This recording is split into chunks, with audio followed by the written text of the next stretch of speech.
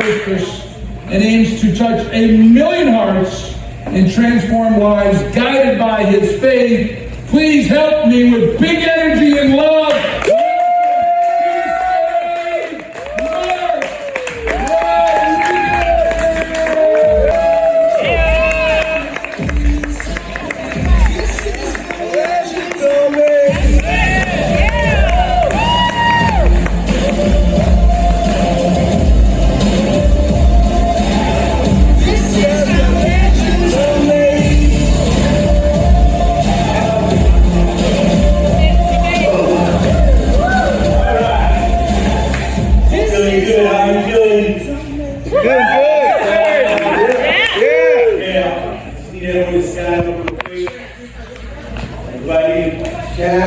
And I want everyone to scream at the top of their lungs.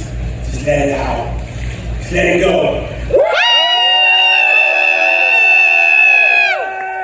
Yes, I just want 100 bucks.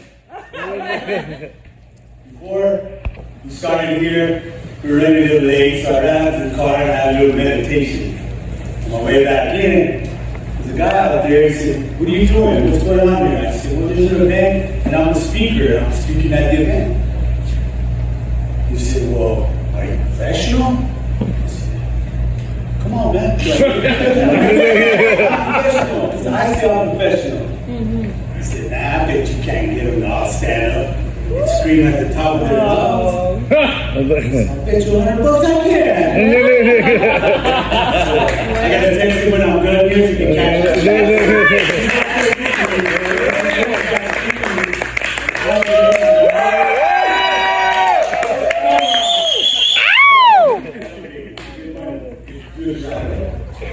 Okay, Heart-Centered Summit. What are we talking about here? Our hearts, right? Yeah. That's where we live from the most, right? Yes or no? Yes! Yes. We're not talking about rocket science. Where do we live from the most? Our heart. Put your hand on your heart. Feel that? Feel that? You know what that is? That's right. That's right. That's good stuff. I've had that thing stop before. I died on the operating table in my second surgery. And the hardest thing that I've been faced with in this whole journey is learning how to live after you die. Finding your purpose. Finding your reason. Now, when I say this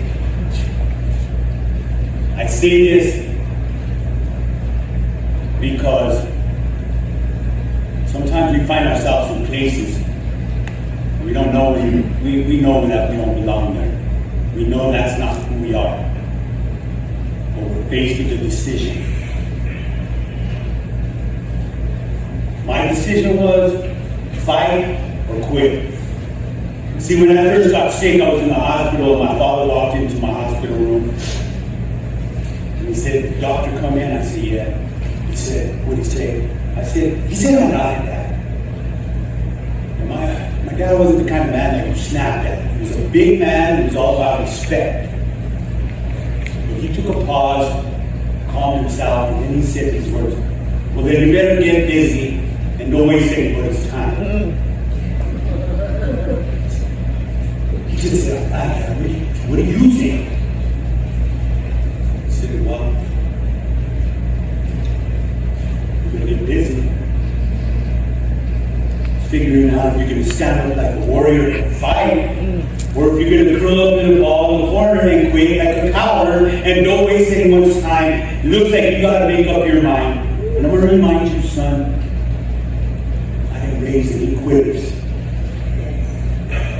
And my mom followed that with, "Son, the only one that can help you now is God. Give it to God." And so I did that. I stood up and started fighting, and I gave it to God. And the things that have come into my life because of that, things that I never expected. I'm doing things now that I never knew I could do. I'm helping people that I never even knew, like I was capable of helping them, or I didn't even know they needed help. I'm inspiring people.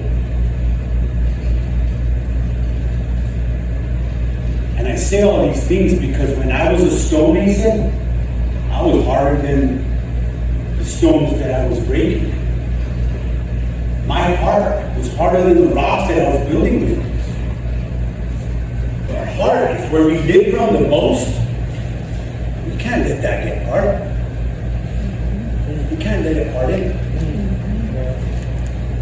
Because what happens to the love then? It becomes non-existent. See, the thing about our love is, the people that we tell I love you to, we call them our loved ones, right? Yeah. You say I love you. Get in my car, I drive away. Or I say I love you, I go in my home, close the door. How many times did I get in that car or close the door of that house when I was alone by myself and I say, and I love you too, Mark? I'm going to tell you right now, not enough. See, the thing about love is, if we don't love ourselves,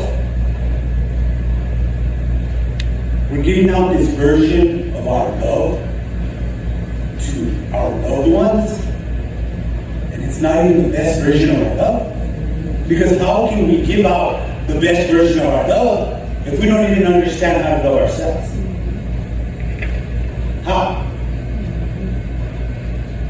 I challenge everybody to love yourself. That way the love that you're giving to your loved ones is not some watered down Kool-Aid version of your love. It's the full 100% power of it. Because when you don't love yourself, you can't move in the world properly. You can't love others people properly. Just like if you don't take care of yourself, how can you take care of somebody else? Wow. Self-care is so important. And I forgot about that. See, the silicosis fibrosis that I was diagnosed with is not what led to my downfall. What led to my downfall was Superman disease. I thought I was invincible. I thought nothing could hurt me. That's not true. See, Superman is a comic book character. He's not a real man. I'm a real man. Real things affect me. When I don't take care of myself, that affects me. But it doesn't just affect me. It affects those around me. And I had a very hard lesson in life to learn. That because I put me first, I put that in front of we, meaning my family, I did not have wellness. But I did get some illness. See, when we put I in front of we, see the difference that is possible?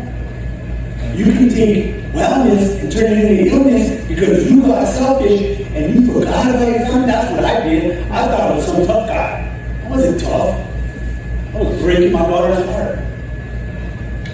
Because she had a front row seat to my dad for way too long. And I'm going to tell you, the main reason why I'm here right now is God. Only because of the grace and mercy of God do I stand here before you, able to share my story. But when you're in the fight of your life, you're in the fight with something big. Many times it's said, you have to have a why. And it's true, you do. But that why has to have a face. And that comes with a who. For me, that was my daughter. How could I say this fight was too hard? And look her in the face. Because I'm basically telling her, you're not worth fighting for. I'm not sorry, but it's too hard. So my why became my who. That led to my what? What am I going to do now? Oh, I got to fight. Why? For your daughter. That's who. See, I started with my why, and then be my who, then they'll be my what. Who can guess what's next? Anyone? When? And if the when ain't now, you miss the boat, and it ain't never gonna happen. Yeah. We don't have time. The biggest mistake we make in life is thinking we have time. And thinking that energy is endless. It's not. Those are both lies. We only have today. Tomorrow's gone. The only thing it serves is to learn from it. And stop worrying about the days that haven't come yet. Your name might not even be on it. We have today. Do the most you can with it. Thank God for it. Right? You know why they call the president's a gift? That's why. And guess what? The harder days that you get, those are bigger gifts, because those are the ones that build you and your core and your soul. The easy things don't do it. They're easy. They don't require much effort because they're easy. But when you're tested, that's when you find out who you really are. That's when you find out your true colors. Right? Because life, let's not get it twisted here. Life is going to beat you up. Yeah. Everybody is going to get some. Nobody's gotten out of life unscathed. Nobody's gotten out of life without getting knocked down. And we all know this as a fact that nobody's ever gotten out of life alive. So, if that's the case, that we're guaranteed to get roughed up, life's going to get us, kick our butts. Why are we getting in line to help out? Why are we participating in our own butt kicking? Why do we beat ourselves up with our thoughts, then our words? And then consequently, we move in the negative way we move because of that. We say things bad about ourselves. And guess what? Even when you say something bad about somebody else, your subconscious doesn't know the difference. You're talking about yourself. Jimmy, he's a lazy piece of garbage. Well, guess what? Yourself thinks you're talking about yourself. They don't know, Jimmy. We have to understand the power in our words. That's a power. Or it could be a poison. What do you want it to be? Because when somebody says, I didn't have a choice, that's a bunch of garbage. Everybody always has a choice. Even when I was on my deathbed, I was 120 pounds. I could barely make it 15 feet to the restroom. Without risking cardiac arrest, I had a choice. To stand up and fight like a warrior, or go curl up Right. in the corner and quit like a coward. But guess what?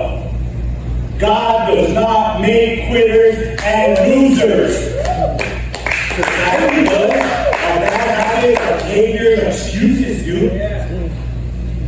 But God only makes winners and warriors. Okay? So, when you're questioning yourself, or when you're scared, or you're not feeling good about yourself, you better talk to God. You better talk to God because He made you. He knows better than you know. And He put things inside of you that will lead you to your greatness. We gotta stop getting in the way of what God's trying to do. He closes doors. We're constantly trying to open up that door that He just closed. Or He removed people from our life and we keep trying to put it back in. We have to realize that He heard a conversation we couldn't hear. He saw something happening that we would never see. When I stopped thinking that I used to be the guy. I got this. No, I don't got this. God has this, and as long as I know that, then I'm good. When you're moving in the world, remember your energy. you're not loving yourself, your energy is funky. And it's going to spread to these people, those ones over there, and the ones back there, and the ones over here. It's like a virus. And you have to get sick and tired enough to where you say, I'm done, I'm not running anymore, I'm going to turn and dig my 10 toes down in the ground, and I'm going to fight. Whatever it is, my adversities, life interrupted, my demons, whatever it is, I ain't running no more because I ain't scared, so come on. Yeah. That's a warrior. That's a warrior. Fight for what you believe in. Fight for your life. And you can't just talk about it, you gotta be about it. Put some action behind your words and watch what happens. Watch the power, watch the strength, watch people be affected. When you do, come through the other end of all that, and when you keep moving through those fires, just be grateful for your legs, bro, so you don't get burned. You can keep moving to get to a good place because you're gonna go through hard times. Don't give up on yourself. Somebody else is gonna quit on you. Don't quit on yourself. When you do, you will get to your greatness. I promise you that. I'm one of the greatest.